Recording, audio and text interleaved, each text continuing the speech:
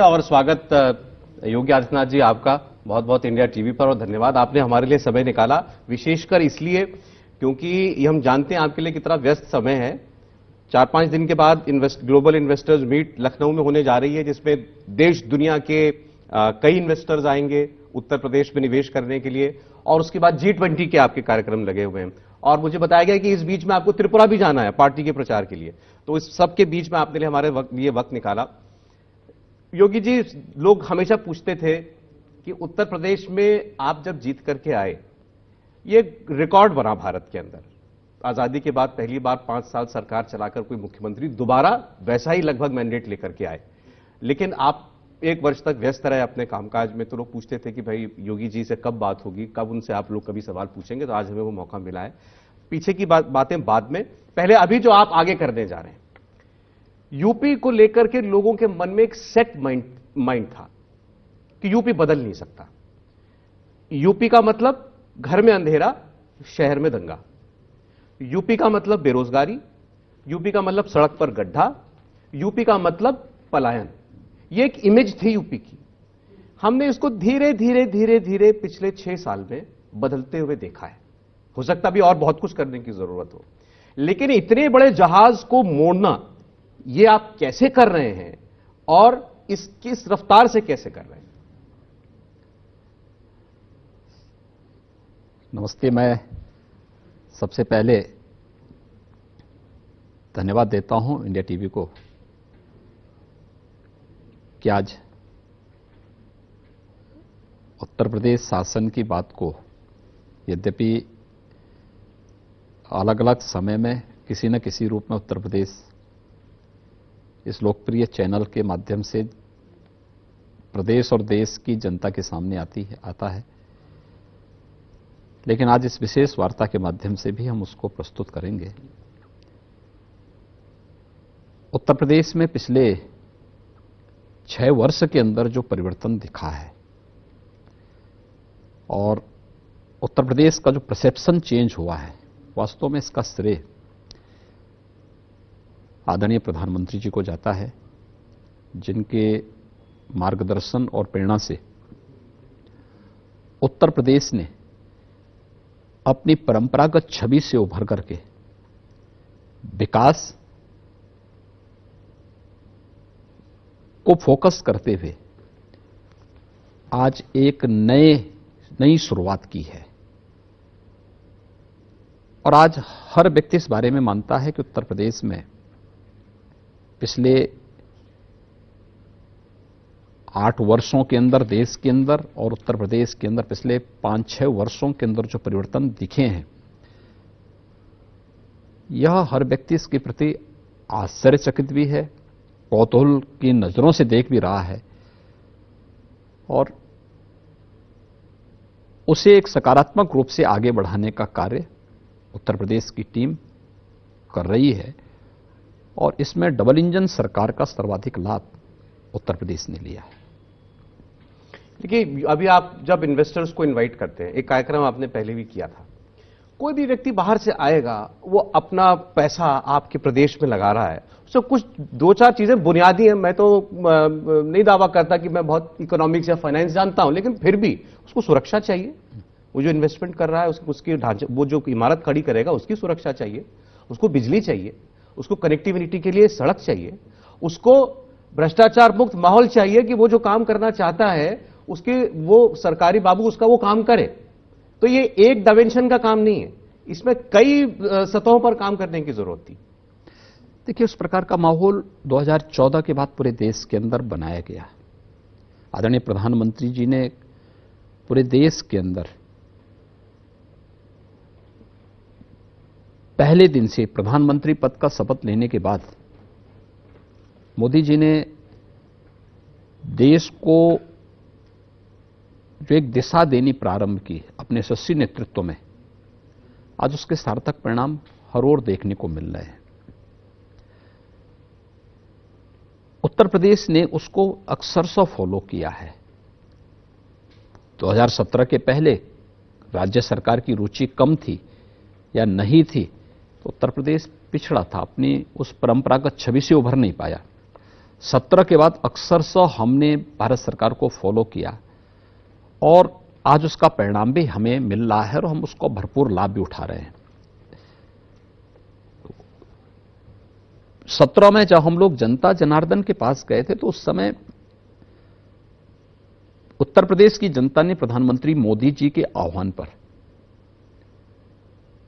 Bharatiya Janata party के पक्ष में मतदान किया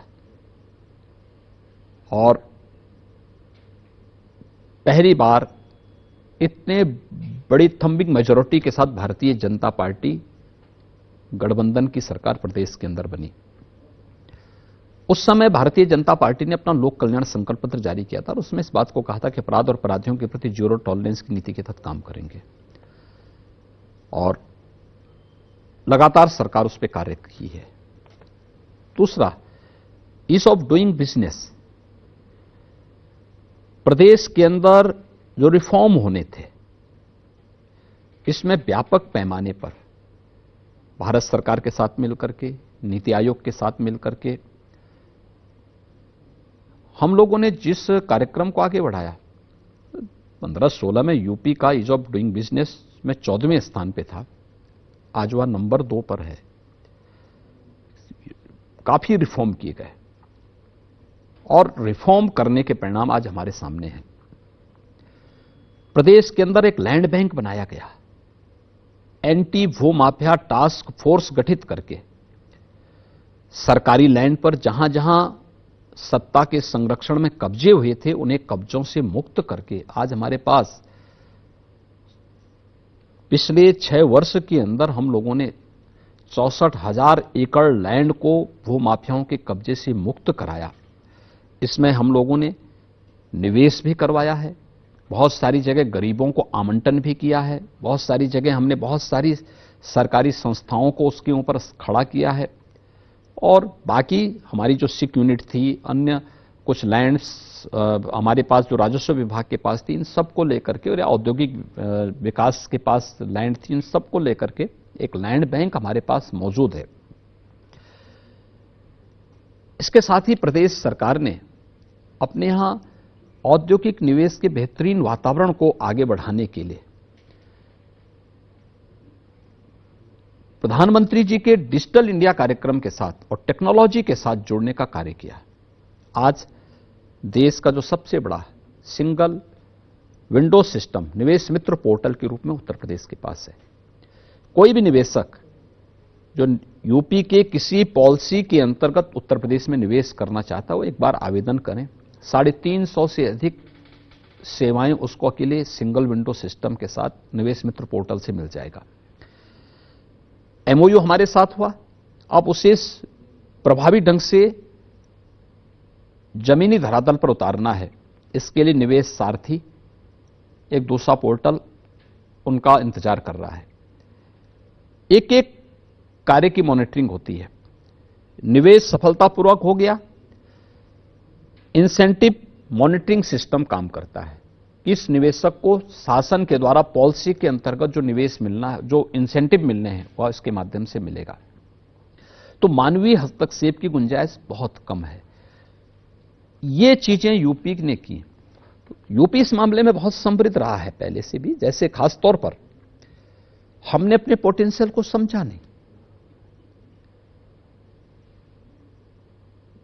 खास तौर पर जब हम बात करते हैं यूपी के बारे में, तो किसी भी औद्योगिक निवेश के लिए जो महत्वपूर्ण बात है, लॉ एंड ऑर्डर उसका एक महत्वपूर्ण कारक है, लैंड बैंक आवश्यक है, इंफ्रास्ट्रक्चर और एमएसएमई का बेस।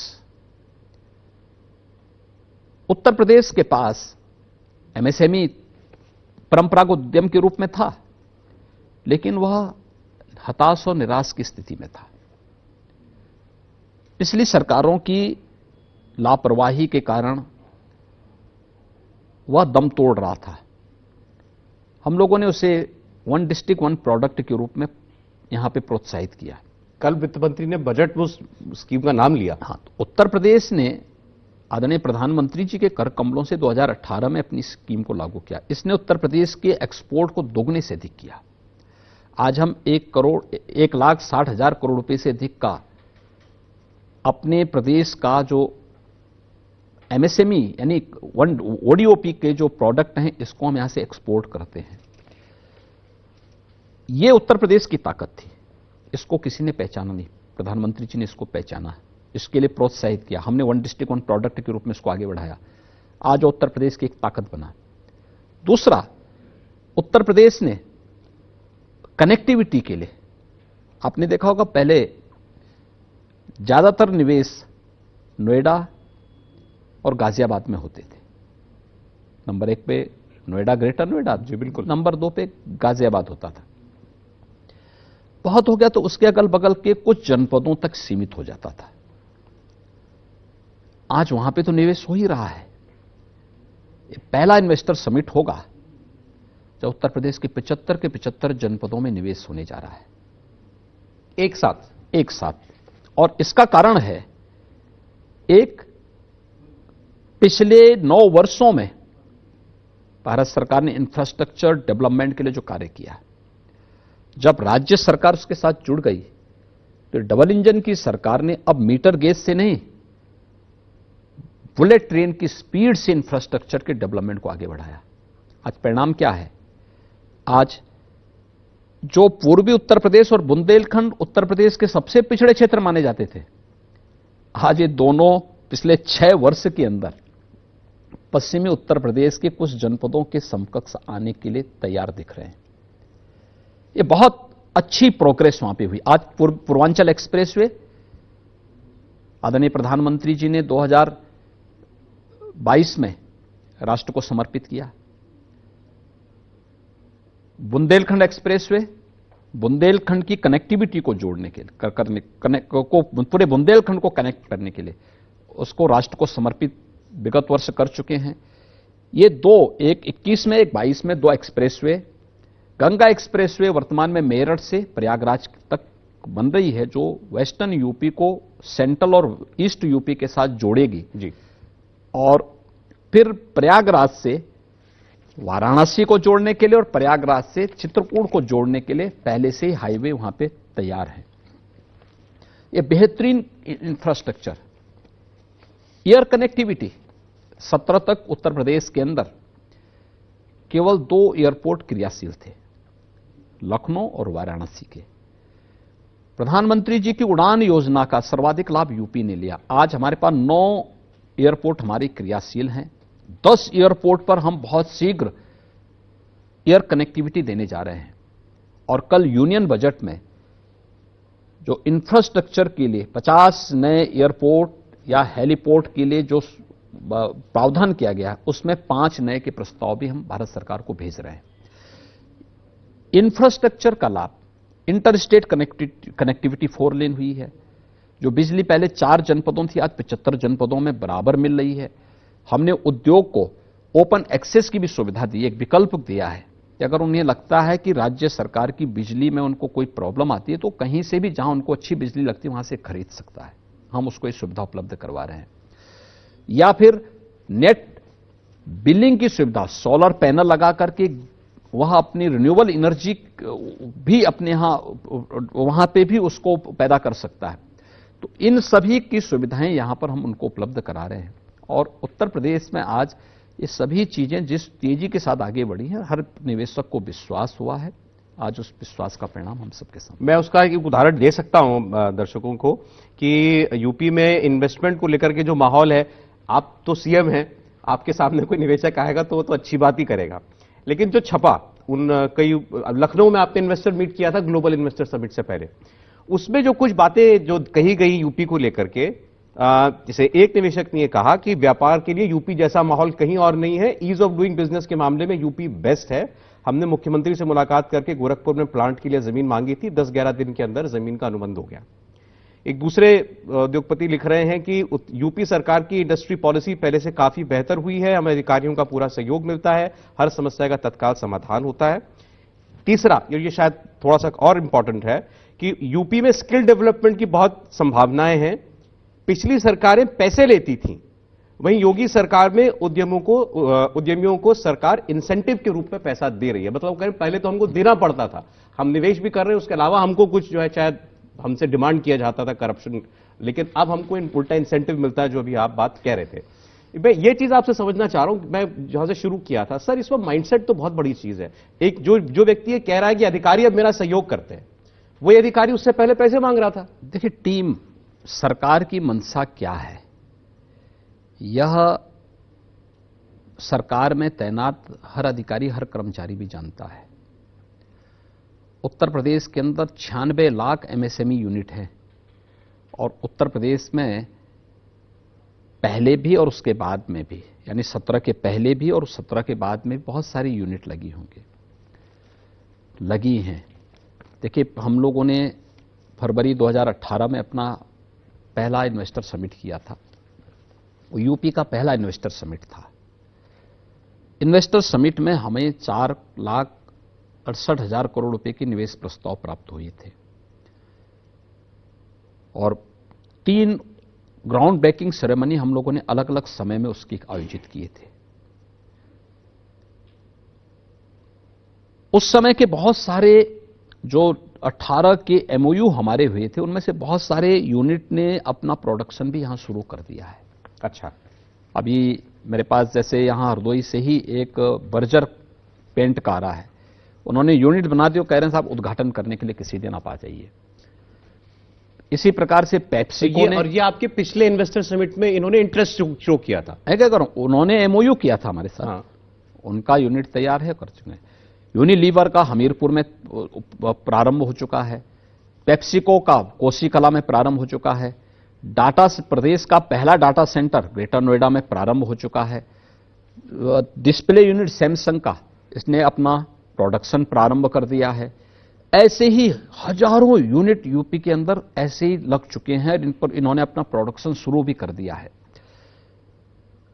468 लाख करोड़ रुपए का जो है निवेश प्रस्ताव प्राप्त होते हैं, उनमें से 4 लाख के आसपास निवेश जमीनी धरातल पर उतर जाएं, बहुत बड़ी बात है। और इसीलिए हम कह रहे हैं कि केवल ये एमओयू नहीं है, एक औपचारिकता नहीं है, ये तो इसमें सिंगल विंडो सिस्टम हमने निवेश मित्र के माध्यम से दे दिया। उसके बाद प्रत्येक एमओयू की मॉनिटरिंग करने की व्यवस्था भी निवेश सारथी के माध्यम से दे दी गई है। संवाद बनाना, और इसमें भी हम उससे भी आगे जाके कर रहे हैं। हर एक निवेशक के साथ एक सीएम रिसर्च फेलो को उसके साथ जोड़ रहे हैं। उसकी सारी समस्या अगर फिर भी किसी स्टेज पे फंसी हुई है तो बताएं, उसका इनपुट सीधे सीएम कार्यालय को उपलब्ध करवाएं। आपने हर इन्वेस्टर को अपना एक प्रतिनिधि दे दिया है? दे दिया। हम सबको इसके साथ जोड़ रहे हैं, जिससे कहीं भी किसी भी स्तर पर वो ना हो। क्योंकि मेरा मानना है, आप वो लेकिन उसको इंडिविजुअली ट्रैक कर पाते हैं? एकदम कर रहा हूं मैं, हर एक के साथ में बात करता हूं, संवाद करता हूं हर एक के साथ में। और मैं इस चीज का पक्षधर हूं, उत्तर प्रदेश जैसे राज्य में, 25 करोड़ की आबादी के राज्य में, अगर 25 करोड़ जनता के जीवन में हमें परिवर्तन करना है तो हमें यहां पे अधिक से अधिक विकास की तरफ फोकस करना होगा। अपनी योजनाओं को और अपने कार्यक्रमों को पूरी पारदर्शी तरीके से सबके सामने प्रस्तुत करना पड़ेगा, पूरी ईमानदारी के साथ उसको लागू करना पड़ेगा और अपने यूथ के लिए अधिक से अधिक रोजगार और नौकरी की सृजन की कार्रवाई को करना होगा। हम लोगों ने पिछली बार प्रदेश के अंदर अपने एमएसएमई यूनिट को प्रोत्साहित करने के कारण और निवेश के कारण 1,61,00,000 यूथ को हम सीधे सीधे नौकरियों के साथ जोड़े थे। सरकारी नौकरियां 5 लाख नौजवानों को दी, लेकिन 1,61,00,000 यूथ को हम लोगों ने इसके साथ जोड़ा था। प्रधानमंत्री मुद्रा योजना, ओडीओपी, विश्वकर्मा श्रम सम्मान, मुख्यमंत्री स्वरोजगार योजना जैसी योजनाओं के माध्यम से 60 लाख लोगों को हम लोगों ने स्वरोजगार के साथ यूपी के अंदर जोड़ा। जोड़ने में हमें सफलता प्राप्त हुई।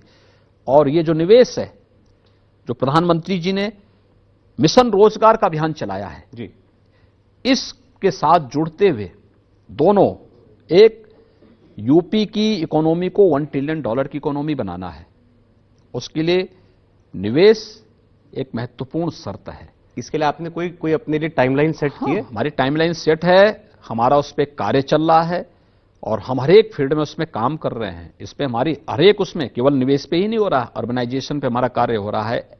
एग्रीकल्चर की विकास दर को डबल डिजिट में पहुंचाने के लिए अलग से वहां पे भी काम अलग से चल रहे हैं। प्रदेश के ग्रामीण क्षेत्र में एक समावेशी विकास हो, उसके लिए अलग से कार्य चल रहे हैं। प्रदेश का हमारा जो यूथ है वह तकनीकी दृष्टि से सक्षम बन सके, इसके लिए भी हमारा वहां पे कार्य चल रहा है।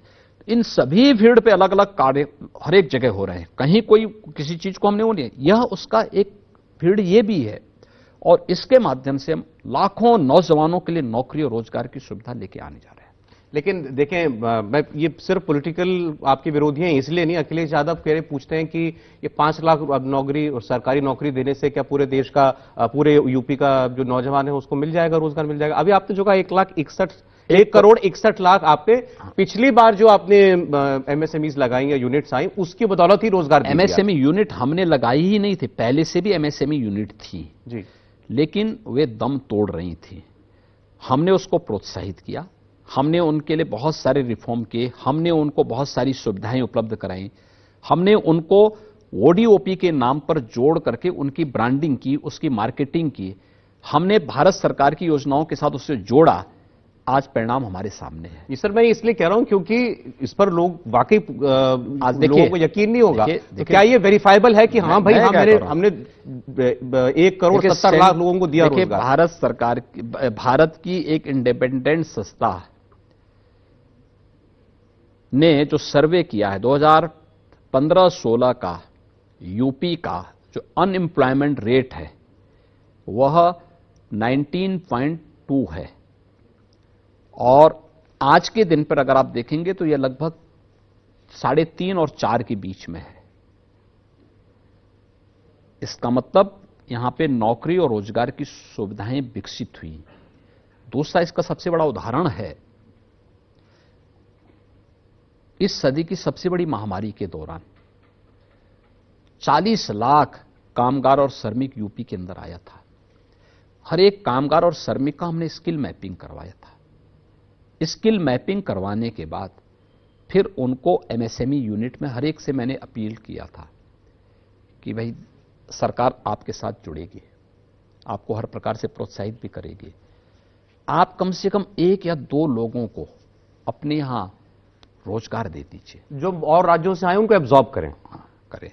और मुझे प्रसन्नता है कि हमारी एमएसएमई यूनिट ने उन सबको जिसके पास जो क्षमता थी उसके अनुसार मदद की थी और सभी लोगों को हम लोगों ने कहीं ना कहीं उनको जोड़ने का काम किया था। जो यहां काम करना चाहता तो कंटिन्यूअस काम कर रहा है, जो वो वापस जाना चाहता था उसके लिए भी हमने फ्रीडम दी। जहां आपको अच्छा लगता है आप काम करिए, कोई दिक्कत नहीं। सर क्योंकि कई पहलुओं पर बात हो गई, मैं आपसे यूपी के लॉ एंड ऑर्डर पर खास तौर पर बात करना चाहता हूं, क्योंकि ये जैसे हम यूपी की जो पुरानी पहचान थी उसकी बात कर रहे थे, तो यूपी की लॉलेसनेस या lack of rule of law, ये एक बड़ी पहचान थी यूपी की। आपको तो पता ही होगा, आपको लोग बुलडोजर बाबा कहते हैं। और इंटरेस्टिंगली मैं आपको बताऊं, आपके लिए इस नाम का उपयोग सबसे पहले अखिलेश यादव ने किया था एक रैली के अंदर, बाबा बुलडोजर। उनके ऊपर उल्टा पड़ गया, वो अलग बात है। तो ये जब आप नाम सुनते हैं तो आपको कैसा लगता है? देखिए, मैं एक योगी हूं और योगी के रूप में ही रहना पसंद भी करता हूं, लेकिन उत्तर प्रदेश की जनता के हित में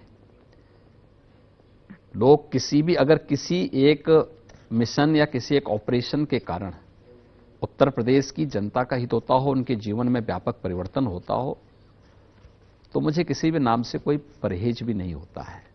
लोग अलग अलग नाम से संबोधित करते हैं, अलग अलग रूप में बोलते हैं, लेकिन अगर उसके कारण यूपी की जनता को खुशी होती है, उनके जीवन में परिवर्तन आता है, उनका ईज ऑफ लिविंग आसान होता है, तो मुझे उसमें कोई आपत्ति नहीं होती किसी से। मुझे याद है आप जब पिछले साल प्रचार कर रहे थे चुनाव से पहले, तो आपने कहा था हमने सारे बुलडोजर सर्विस करने के लिए भेज दिए, रिपेयर के लिए भेज दिए, अब लौटेंगे तो फिर वो अपने काम पर लग जाएंगे।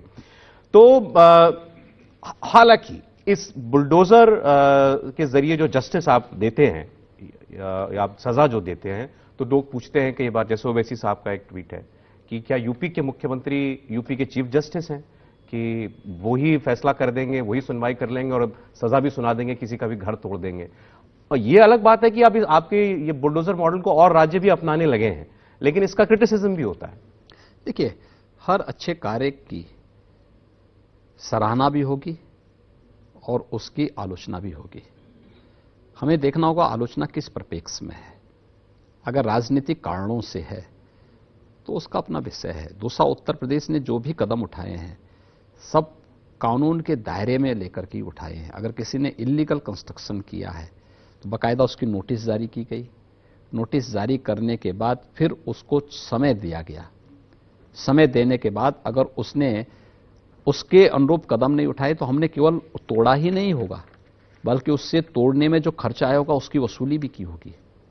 ऐसा भी नहीं है कि हमने केवल वो कर दिया। अगर किसी ने सरकारी लैंड पर, एनिमी प्रॉपर्टी पर या किसी गरीब की भूमि पर कब्जा करके या किसी व्यापारी की भूमि पे कब्जा करके जी अपनी हवेली खड़ी कर दी हो तो उसको प्रॉपर नोटिस देके कहा गया कि भाई देखो, आपका ये सब इल्लीगल है, या तो आप अपने कागज सबमिट करिए और इसका कारण बताइए। नहीं बताते हैं तो फिर आप इतने दिन के अंदर इसको हटा दीजिए। उसको पूरा समय दिया गया। वह न्यायालय में जाके, बहुत सारे लोग स्टे भी लेते हैं, फिर न्यायालय में हम लोग लड़ते हैं, स्टे वैकेट करवाते हैं और फिर जो भी काम करते हैं नियम के अनुसार ही करते हैं। लेकिन हां, अपराध और अपराधी के प्रति जीरो टॉलरेंस है तो जीरो टॉलरेंस रहेगा। जैसे ओवैसी साहब ने ये भी कहा कि मुख्तार और अतीक, इन पर तो बुलडोजर चल जाएगा, लेकिन मनोज और अजीत पर कभी नहीं चलेगा। मतलब साफ है, मुसलमान है तो हाँ, चला दो बुलडोजर। ओवैसी की अपनी एक दृष्टि है, उनकी दृष्टि यूपी की जनता नकार चुकी है और यूपी की 25 करोड़ जनता ने आज विकास को सामने रख करके बार बार अपना जनादेश प्रधानमंत्री मोदी जी के साथ दिया है। 14 में दिया, 17 में दिया, 19 में दिया, 22 में दिया, ये लगातार दे रही है और 24 में भी भरपूर अपना जनादेश प्रधानमंत्री मोदी जी के प्रति यूपी की जनता देने जा रही है। जिन लोगों को जनता ठुकरा चुकी है उनको विकास अच्छा नहीं लगेगा, इसलिए वे विकास से ध्यान हटाने के लिए कुछ ना कुछ तो बोलेंगे और मुझे लगता है कि बोलते रहना चाहिए, तो दाल में तड़के का काम ही करेंगे। अच्छा, मैंने जो दो नाम लिए, क्योंकि ये इतने बदनाम हैं कि इनको हिंदुस्तान में हर कोई पहचानता है। जो हिंदी भी नहीं समझता उसको भी मालूम है मुख्तार अंसारी कौन है, अतीक अहमद कौन है। ये हमारा दुर्भाग्य कि ऐसे लोग बहुत सारे लोगों के लिए तो ये लोग जो हैं उनकी राजनीतिक अराजकता को बढ़ाने के माध्यम बनते थे। आखिर उत्तर प्रदेश ने एक दिन में कानून व्यवस्था को ठीक नहीं किया है, इसके लिए प्रयास करने पड़े। आखिर यही प्रदेश था। अगर आप देखेंगे 2007 से 12 के बीच में 350 से अधिक दंगे यूपी के अंदर हुए थे। 2012 से 17 के बीच में लगभग 700 दंगे यूपी में हुए थे, लेकिन 17 से 23 आ गया है, एक भी दंगा यूपी के अंदर नहीं है। इस दौरान बड़े बड़े इवेंट यूपी के अंदर हुए, इलेक्शन भी हुए, कहीं कोई दंगा नहीं हुआ। आज यहां पे हर जाति मत मजहब के पर्व और त्योहार शांतिपूर्ण तरीके से मनाए जा रहे हैं। आज हर बहन और बेटी सुरक्षित है, हर एक को पूरी फ्रीडम है, हर व्यक्ति अपने कार्य को आगे कर रहा है, हर व्यक्ति विकास की प्रक्रिया के साथ जुड़ रहा है।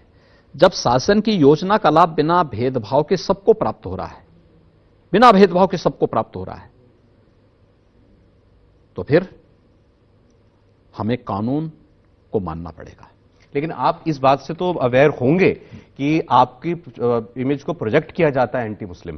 देखिए, कोई किस भी रूप में करे, मैंने क्या कहा, अगर उत्तर प्रदेश की जनता के हित के लिए मुझ पे कुछ भी आरोप लगेंगे, मुझे वो सब स्वीकार्य है। मैं जो हूं, मेरे बारे में लोग अच्छी तरह जानते हैं, मैं क्या हूं, कैसे काम कर रहा हूं। बाकी जिसको आरोप लगाना, जिसके पास देखिए जो होगा वही तो करेगा। मैं जो दो नाम ये आपके सामने जिक्र कर रहा था वो इसीलिए, इनके ऊपर दर्जनों नहीं सैकड़ों मुकदमे थे और इनमें से एक आदमी को तो लिटरली सुप्रीम कोर्ट में जाकर के खड़े होकर के वकीलों के जरिए हफ्तों महीनों की जिरह के बाद आपको पंजाब की जेल से लाना पड़ा था यूपी की जेल के अंदर। और एक सरकार लगी भी हुई थी कि यह आदमी पंजाब की जेल से ना निकल पाए। तो मैं आज आपसे पूछना चाहता हूं कि ऐसी क्या वजह आपको पता लगी कि ये व्यक्ति जेल की, पंजाब की जेल में इतना आराम से रह रहा था मुख्तार अंसारी, और यहां आने के बाद फिर जो सलूक होना था वो हुआ? देखिए, ये हम सबका बड़ा दुर्भाग्य है कि इस प्रकार के पेशेवर माफिया और अपराधी किसी न किसी रूप में सत्ता का संरक्षण प्राप्त कर लिया करते थे। मुख्तार अंसारी ने पहला अपराध 1978 में किया था और 1978 से लेकर के लगातार अपराध करता रहा। आज भी उस पर 54 से लेकर 58 मामले अलग अलग थाना क्षेत्र में उत्तर प्रदेश के अंदर दर्ज हैं। पहली बार 44 वर्ष के बाद पहली बार उस माफिया को सजा हुई है। एक लोअर कोर्ट से हुई है, एक मामले में, दो मामलों में लोअर कोर्ट से हुई है और एक मामले में हाई कोर्ट से हुई है। आखिर क्या कारण है कि लोग हत्या करें, अपहरण करें, जबरन कब्जा करें और कोई इनके खिलाफ गवाही नहीं देता? क्या कारण है कि सरेआम ये लोग दंगा भड़काएं और एक जनप्रतिनिधि के रूप में वह व्यक्ति अपनी नंगी रिवाल्वर लेकर के, पिस्टल लेकर के लहराते हुए खुली जीप में जाए? और सरकार कर क्या रही थी? क्या कर रही है सरकार? ये काम किसी व्यक्ति का नहीं होना चाहिए। ये तो फोर्स है, उसके लिए दंगा अगर हो रहा है फोर्स रोके उसको, लेकिन नहीं, उसको पूरी छूट दी जाती है। आप उस तस्वीर की बात कर रहे हैं मुख्तार अंसारी मऊ में जीप के ऊपर बैठ के चल रहे? मैं उसी की बात कर रहा हूं। इसी प्रकार की स्थिति प्रयागराज में भी थी। अति कहना, क्या स्थिति बना के रखी थी? सैकड़ों एकड़ शासन की भूमि को, विकास प्राधिकरण की भूमि को कब्जा करके वो कॉलोनी बसाया जा रहा है। कोई रोकने वाला नहीं, कोई टोकने वाला नहीं। अपराध पे अपराध किए जा रहे थे, यानी कहीं भी कोई उसके खिलाफ बोलने वाला नहीं।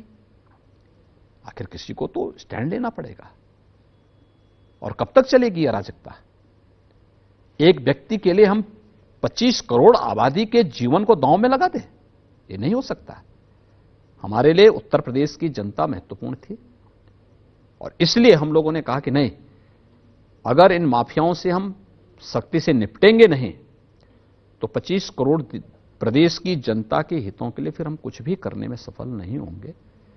और उत्तर प्रदेश के परसेप्शन को तो बदलना ही पड़ेगा। प्रदेश में कानून का राज होगा, उत्तर प्रदेश दंगा मुक्त होगा, बिना भेदभाव के शासन की योजना जब हर जाति, मत और मजहब के लोगों को मिल रहा है, किसी के पर्व और त्योहार में किसी प्रकार का डिस्टर्बेंस नहीं है, सबको फ्रीडम है हर प्रकार की, तो फिर अराजकता फैलाने की और दंगा करने की छूट भी किसी को नहीं देंगे। और हम लोगों ने पहले दिन सब पे बराबर लागू किया और कानून आज भी प्रदेश के अंदर सब पे बराबर लागू होता है। इसके लिए आपको कोई, खासकर पुलिस महकमे में कोई बदलाव करना पड़ा? पुलिस को कोई खास निर्देश देने पड़े? देखिए, फोर्स वही है, लेकिन हां, पुलिस में हमने व्यापक रिफॉर्म की है। पुलिस आधुनिकीकरण के लिए कदम बढ़ाए। उत्तर प्रदेश पुलिस को तकनीकी दृष्टि से सक्षम बनाया। हमने पुलिस भर्ती की प्रक्रिया को पारदर्शी तरीके से संपन्न किया। 1,60,000 पुलिस की भर्ती को किया था और प्रदेश के सभी 60 जनपदों से उसमें भर्ती हुई। सभी 75 जनपदों से सभी 101 लाख भर्ती, पुलिस की भर्ती हुई है पूरे प्रदेश के अंदर। उनकी ट्रेनिंग करवाई गई, ट्रेनिंग की क्षमता का विस्तार करवाया गया। और यही नहीं, हम लोगों ने फॉरेंसिक लैब हर रेंज स्तर पर बनाने की कार्रवाई को आगे बढ़ाया। साइबर थाने हर रेंज स्तर पर बनाए। उत्तर प्रदेश अपना यूपी फॉरेंसिक इंस्टीट्यूट स्थापित कर रहा है। इस सत्र में उसमें क्लासेस भी शुरू हो जाएंगी। ये कदम बढ़ाने के साथ एसडीआरएफ का गठन पहली बार यूपी के अंदर हुआ। 54 पीएससी की कंपनियां समाप्त कर दी गई थी, उनका पुनर्गठन हुआ। और प्रदेश के अंदर मेट्रो, एयरपोर्ट और औद्योगिक संस्थानों की सुरक्षा के लिए स्पेशल सिक्योरिटी फोर्स का गठन भी इस दौरान हम लोगों ने किया है। एसटीएफ और एटीएस का भी स्ट्रेंथन किया गया और इनको तकनीकी दृष्टि से सक्षम बनाया गया, तब जाकर के हम लोग इस कार्यक्रम को आगे बढ़ा पा रहे हैं। लेकिन इस आरोप पर आपको क्या कहना है कि आपकी सरकार में एनकाउंटर होते हैं और वो उन एनकाउंटरों में भी फिर भी बताया जाता है कि मुसलमान ही मारा जाता है, मुसलमान के पांव में गोली लगती है। आरोप तो कोई भी लगा सकता है। मुझे लगता है हर एक व्यक्ति को अपनी बात बोलने का अधिकार है। मुझे एक बात बताइए, उत्तर प्रदेश के भी बहुत सारे पुलिसकर्मी इस दौरान शहीद हुए। 25 करोड़ की आबादी है। हमारा जवान अगर कहीं शहीद हो जाता है तो क्या वो वैसे ही अपने को दांव लगा रहा है? उन दुर्दांत माफिया और अपराधी जो पैरेलल सरकार चलाते थे, उनसे लड़ना आसान काम नहीं था। कौन उनके सामने बोलता था? मैंने बताया ना आपको, मुख्तार अंसारी ने पहला अपराध कब किया था? 1978 में किया था। पहली हत्या 1981 में की थी। कोई मुझे बताएगा कि 1981 और 1978 में हुआ अपराध में क्यों नहीं उसमें कार्रवाई हुई? क्यों नहीं उसके बाद लगातार उस पर शिकंजा कसा गया? वो हत्या पे हत्या करता गया, अपराध करता गया। कैसे वो एमएलए हो गया? कैसे वे लगातार विभिन्न जो भी दल सत्ता में आता था उसका शागिर्द बन जाता था?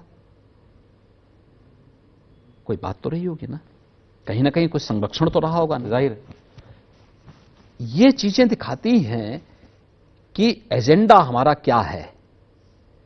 इन माफियाओं को बचाना, इन संगठित गिरोहों के संचालकों को बचाना है, या फिर उत्तर प्रदेश की 20, 22 या 25 करोड़ आबादी के हितों को संरक्षण देते हुए यहां के किसानों के लिए, यहां के नौजवानों के लिए, यहां की बहन बेटियों के लिए हमें कुछ करना है। अगर गांव, गरीब, किसान, नौजवान, महिलाएं ये सभी एजेंडे के हिस्से होते तो मुख्तार और अतीक अहमद जैसे माफिया नहीं पैदा होते, कतई नहीं पैदा हो सकते थे। क्योंकि ये हमेशा विकास के मार्ग में के बैरियर रहेंगे, हमेशा किसी भी राज्य के लिए और किसी भी व्यवस्था के लिए एक चुनौती बने रहेंगे। और हमें हर हाल में इस प्रकार की किसी भी कुप्रथा को, माफिया किसी भी प्रवृत्ति का हो और किसी भी रूप में हो, उसको नकारना चाहिए, उसके खिलाफ मोर्चा लेना चाहिए। अब अखिलेश यादव आपके लिए कह रहे हैं कि यूपी में ईज ऑफ डूइंग बिजनेस नहीं है, ईज ऑफ डूइंग अपराध प्रदेश है उत्तर प्रदेश। तो हर व्यक्ति जानता है उत्तर प्रदेश क्या है आज के दिन पे। देखिए, आज एक 700 दंगे होते हैं 12 से 17 के बीच। तो 700 दंगे और निवेश का कोई माहौल नहीं। अपराधी संगठित अपराध में इतने प्रदेश के अंदर हावी थे कि पैरेलल गवर्नमेंट चलती थी हर जनपद में।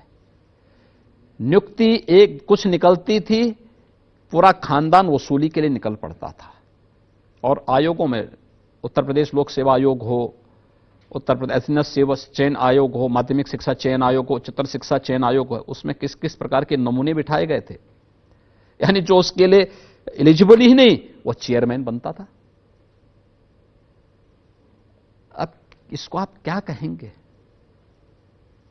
जिन लोगों ने प्रदेश के युवाओं के सामने पहचान का संकट खड़ा किया, जिन लोगों ने प्रदेश की कानून व्यवस्था को धता बताते हुए प्रदेश को दंगा प्रदेश बना दिया, जिन्होंने प्रदेश के विकास में केवल रोड़े अटकाए, वे आज विकास की दुहाई दें तो मुझे आश्चर्य होता है। नहीं, वो तो गिनाना नहीं भूलते। आप सुनते होंगे, पढ़ते होंगे, वो तो गिनाना नहीं भूलते कि ये एक्सप्रेस पे मैंने बनाया था, इस पे चल रहे हैं, इस पर मैंने जहाज उतारा था, ये अभी ये बनाया बुंदेलखंड एक्सप्रेस पे, उसमें उसका एक हिस्सा जो है शुरुआत में कुछ डैमेज हुआ था। देख लीजिए, ये जो मोदी सरकार का बनाया एक्सप्रेस, यही देख लीजिए, हमारा बनाया वाला वो देख लीजिए। मैं क्या देखिए, बुंदेलखंड एक्सप्रेस वे एक समय सीमा के अंदर बना, और कोई भी मिट्टी का कोई भी अर्थ वर्क होगा, उसमें पहले वर्ष में रेन कट आएंगे।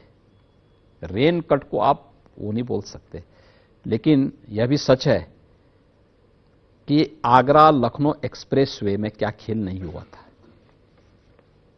और अधूरा था जब इन्होंने उद्घाटन किया था। उसको पूरा हमने किया था। 1 साल और लगे थे उसको पूरा होने में, तो हमने पूरा किया उसे। इसी प्रकार से रेट में कितना अंतर था, डिफरेंस कितना था, पूर्वांचल एक्सप्रेसवे उसका उदाहरण है। दिसंबर 16 में ही इन्होंने पूर्वांचल एक्सप्रेसवे का शिलान्यास कर दिया था। मार्च 17 में हमारी सरकार आई और मई 17 में मैंने जब समीक्षा की, पूछा मैंने कहा भी पूर्वांचल एक्सप्रेसवे की प्रोग्रेस क्या है? कहा साहब 0। मैंने कहा क्यों? कहा साहब लैंड ही नहीं है। तो बिना लैंड के हम कैसे बना सकते हैं? मैंने कहा इसमें तो टेंडर भी अवार्ड हो गए हैं। कहां हुए हैं? टेंडर अवार्ड हुए थे 15,200 करोड़ रुपए के। टेंडर अवार्ड हो गए, जमीन नहीं थी? जमीन नहीं थी, टेंडर वगैरह सब आवंटित हो चुके थे, सब हो गए थे। हमने फिर उसको कैंसिल किया। कैंसिल करके फिर लैंड एक्विजिशन की कार्रवाई शुरू हुई। हम लोग जब 80 बड़े प्रोजेक्ट में 80% लैंड आप जब ले चुके होते हैं, अधिग्रहण कर चुके होते हैं, आपके कब्जे में आ चुकी होती है, तब टेंडर आप कर सकते हैं। तो हमने 1 वर्ष के अंदर इस प्रक्रिया को पूरा करते हुए टेंडर की प्रक्रिया पूरी की। तो 16 से लेकर 18 की, तब तक 2 साल की अवधि हो चुकी थी। 2 साल के बाद भी फिर 15,200 करोड़ की ही टेंडर आए उस मामले में जी। और वही सब पार्टियां आई थी। तो हमें शक हुआ कि आखिर कोई तो बात है इसमें, 15,200 ही क्यों आया एग्जैक्ट जो पहले था? जो था। हमने फिर उसको कैंसिल किया और फिर नए सिरे से हमने प्रक्रिया प्रारंभ की। नए लोग उसमें आए और वही एक्सप्रेस हाईवे 11,800 करोड़ में हम लोगों ने बनाया। एग्जैक्ट 341 किलोमीटर लंबा, 6 लेन का, 8 लेन की अतिरिक्त सुविधा देने और उसमें हम सेमी बुलेट ट्रेन चलाने के लिए अतिरिक्त लैंड की सुविधा दे सकें, इस बात को लेकर के। तो क्या 15,200 करोड़ रुपए जो 2016 में बन रहा था और उससे ज्यादा लैंड लेने के बाद उसी प्रोजेक्ट को हम लोग 11,800 करोड़ रुपए में पूरा कर देते हैं। तो क्या ये जो कारनामे हैं, आखिर ये पैसा कहां से जा रहा था और किसके पास जा रहा था?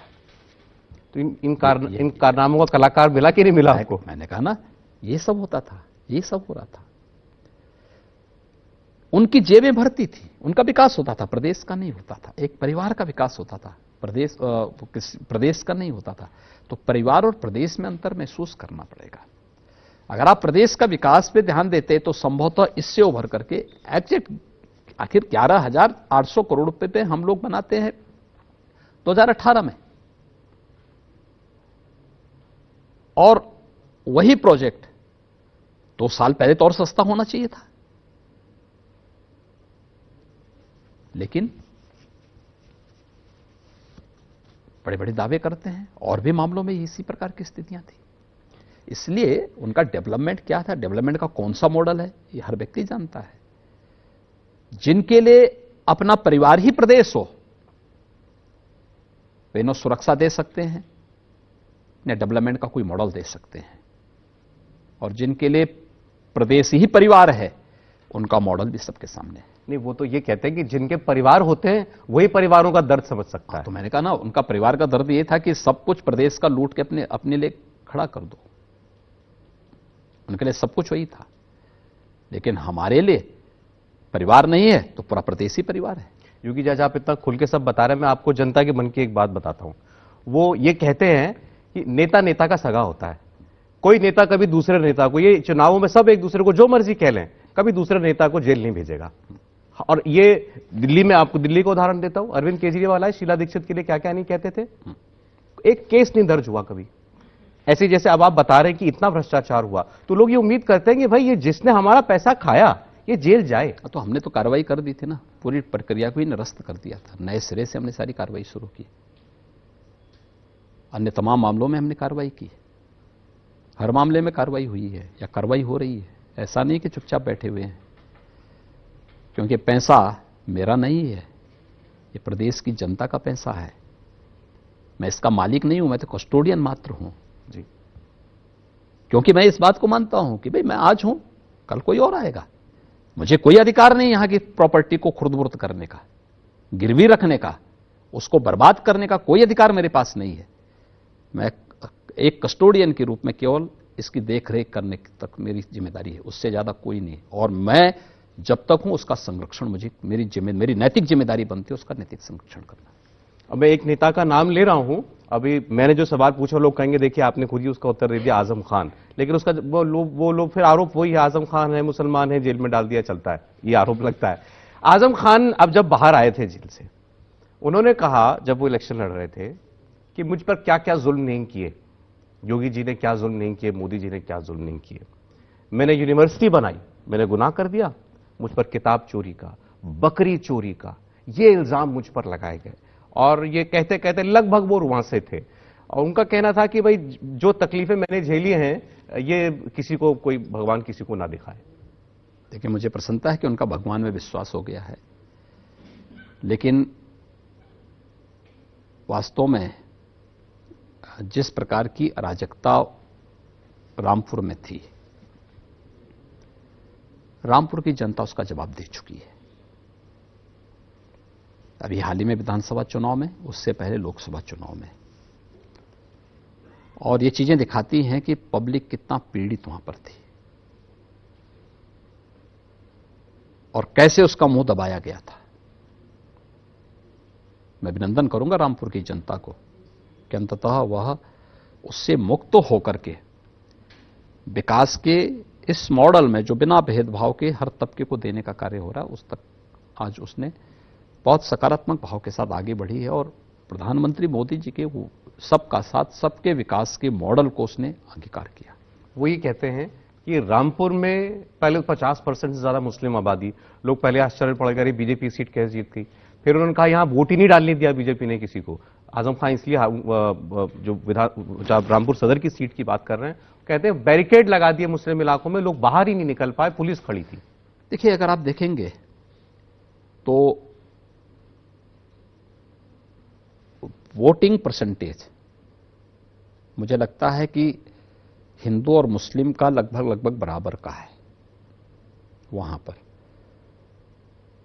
और जब मुस्लिम ही नहीं देना चाहते हैं, देखिए वहां के सबसे पुराने लगभग 250 वर्ष पुराने एक मदरसे को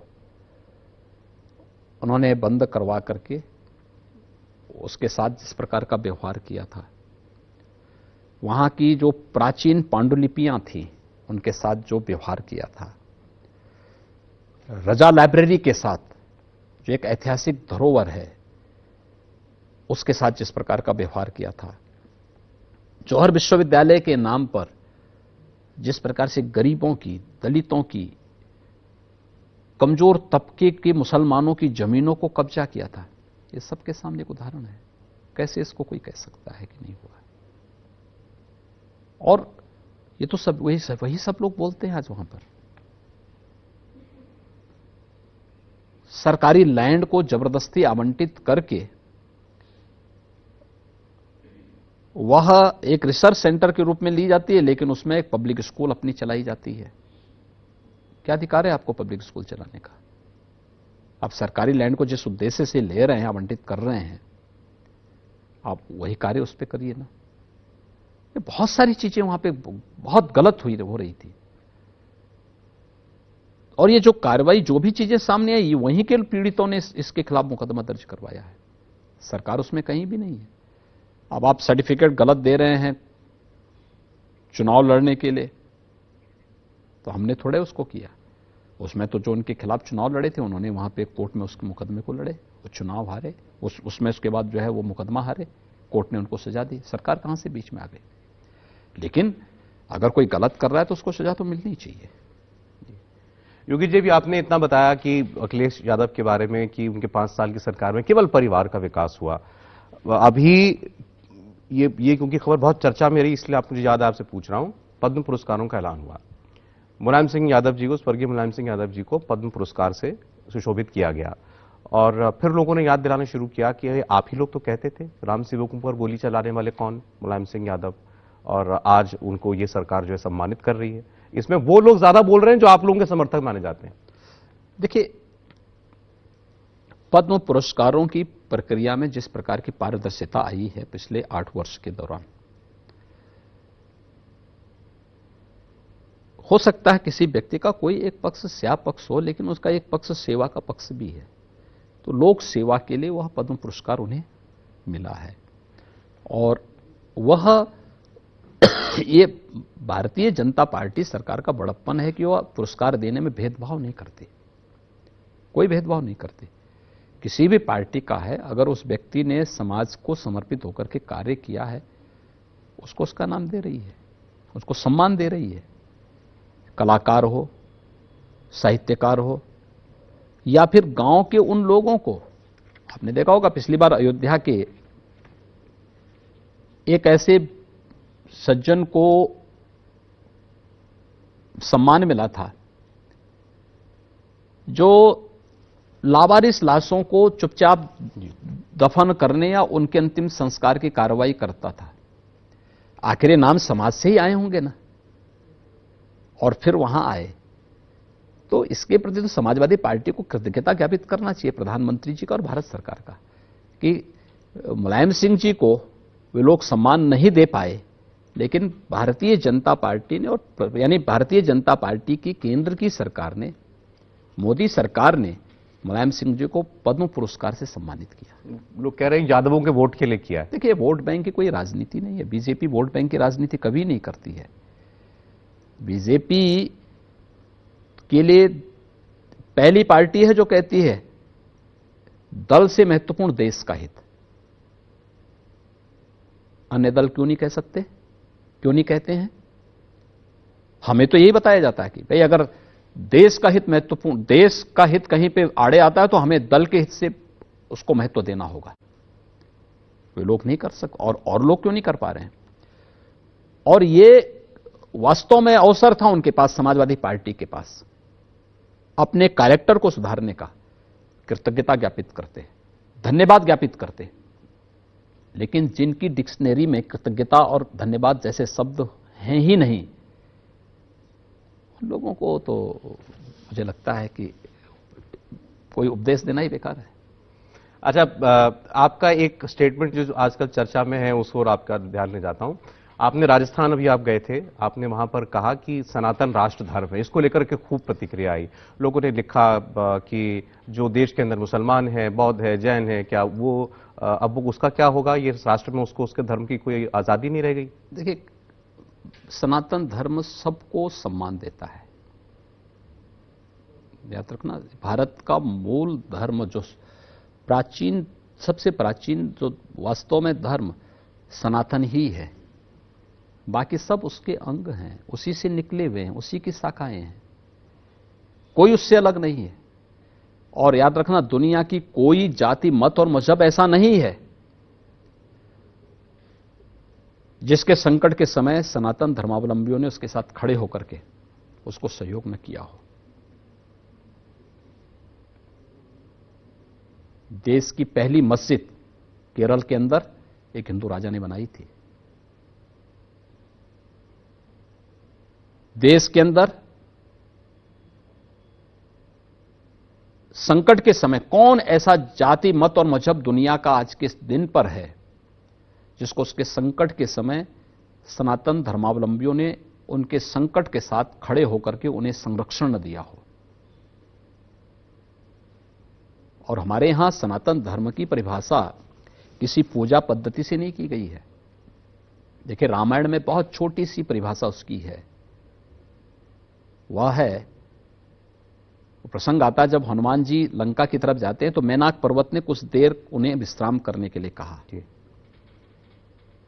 तो उस समय सनातन धर्म पर बहस हुई। वे सनातन धर्म क्या है? तो उस समय मैनाक पर्वत ने कहा इसी बात को, कृते च प्रति कर्तव्यम ऐसा धर्म सनातन। यानी अगर किसी ने आपके प्रति कुछ किया है तो उसके प्रति कृतज्ञता ज्ञापित करना ही सनातन है। और यही हमारा सनातन धर्म है, जिसने मानवीय मूल्यों को और दुनिया की हर जाति को उसकी विपत्ति के समय, संकट के समय संरक्षण दिया। तो हम तो अपने दायित्व का निर्वहन करते हैं, इसको एक जीवन पद्धति के रूप में लेते हैं। हमने उसको उपासना विधि के रूप में कभी नहीं लिया। उपासना विधि अलग अलग हो सकती हैं, होंगी, हैं भी, लेकिन उसकी व्यापकता को, उसको हमने एक वे ऑफ लाइफ के रूप में लिया, जीवन जीने की एक पद्धति के रूप में लिया। वो अलग अलग रूप में हो सकता है, बौद्ध के रूप में हो सकता है, जैनी के रूप में हो सकता है, सिख के रूप में हो सकता है, वैदिक धर्म के रूप में हो सकता है, किसी अन्य रूप में हो सकता है। खासकर मुसलमान और क्रिश्चियन, इसी पर है सवाल। सवाल यह है, क्या उनके संकट के समय सनातन धर्मावलंबियों ने उन्हें यहां पे संकट के समय उनको संरक्षण नहीं दिया था क्या? कब नहीं दिया?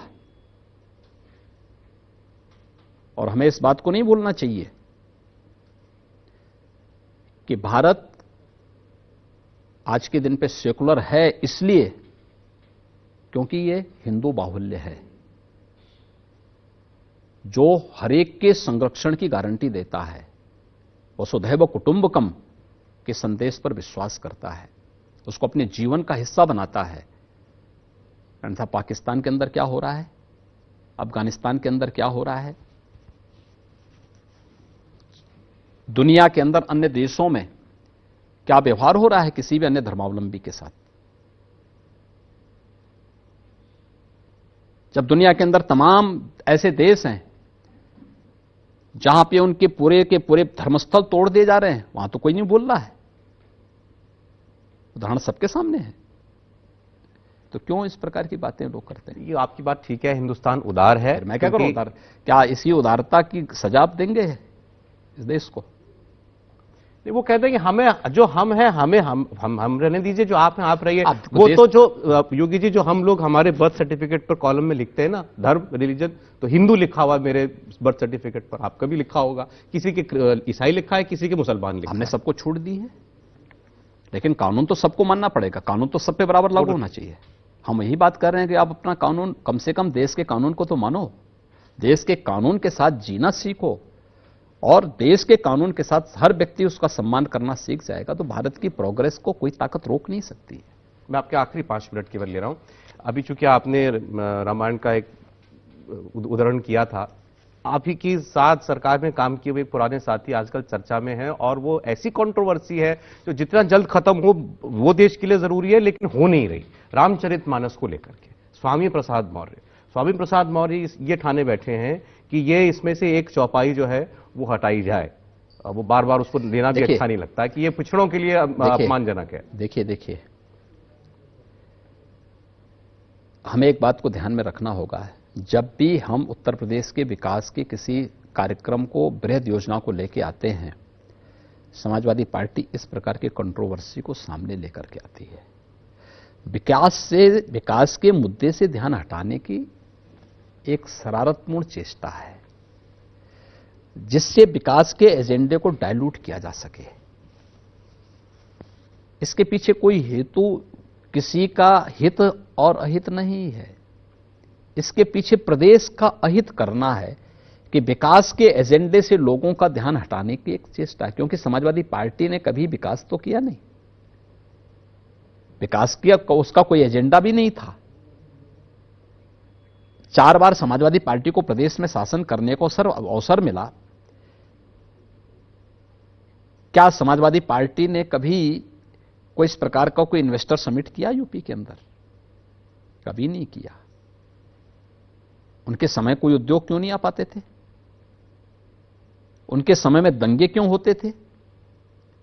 पर्व और त्योहारों के समय में लोगों के चेहरे पर एक भय और दहशत क्यों छा जाता था? क्योंकि एजेंडा डेवलपमेंट का नहीं था, लोक कल्याण का नहीं था, एजेंडा कुछ और था।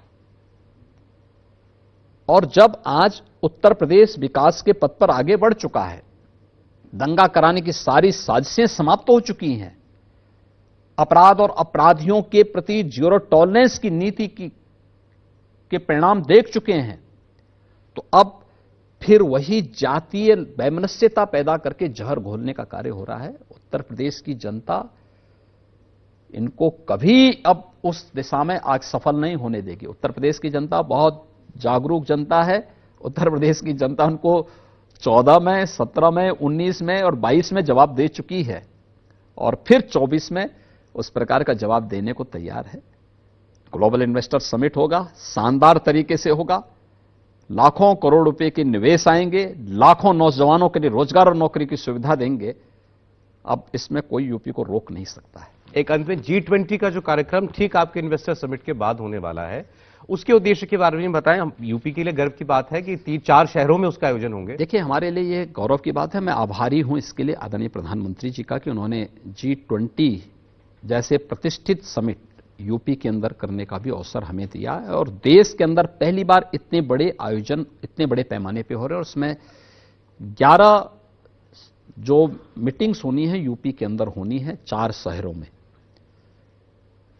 ये 9-10 से प्रारंभ हो जाएगा आगरा में, यूपी के अंदर लखनऊ में 13, 14, 15 में यहां पे संपन्न होगा हमारे जो है ग्लोबल इन्वेस्टर समिट के तत्काल बाद। गौतम बुद्ध नगर और वाराणसी में समिट होने हैं।